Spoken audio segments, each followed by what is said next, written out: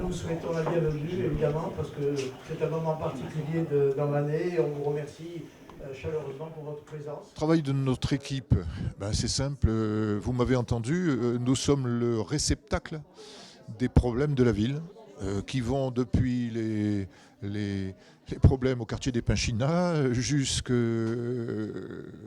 l'infestation par les punaises de lit au Jas de Bouffan, en passant par les cafards dans les immeubles de Corcy et tous ces problèmes absolument désagréables qui montrent quoi ?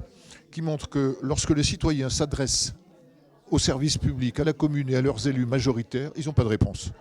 Et donc ils ont compris maintenant que pour avoir une réponse à leurs problèmes, il fallait qu'ils viennent voir l'opposition, on envoie les pieds, comme on dit dans le bon peuple, et il y a quelque chose qui se passe. Voilà, et je pourrais vous donner 20 exemples de ce que je suis en train de vous dire. Il y a véritablement besoin d'une respiration démocratique sur la ville et dans les quartiers de la ville.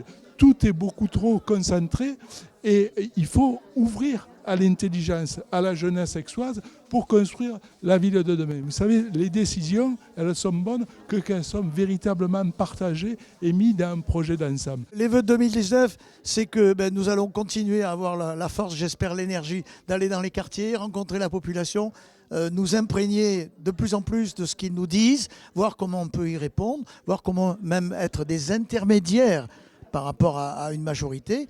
Vous avez devant vous une équipe, et je le dis franchement, qui est unie, diversifiée, indépendante, au service de la population et désintéressée.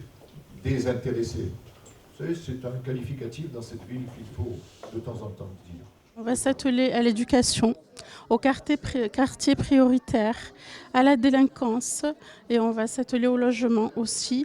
Et où va l'argent des Aixois? J'en appelle à être humain parce que je crois que actuellement, les gens oublient d'être humains, oublient de donner la main aux autres, oublient la solidarité. On est pour l'humanité, pour la solidarité réelle, pour la justice, le rééquilibrage budgétaire des dotations vis-à-vis des quartiers qui sont délaissés. Moi, j'ai eu des personnes qui m'ont dit « nous nous sentons abandonnés ». Voilà quel est le mot qui revient le plus quand on les rencontre.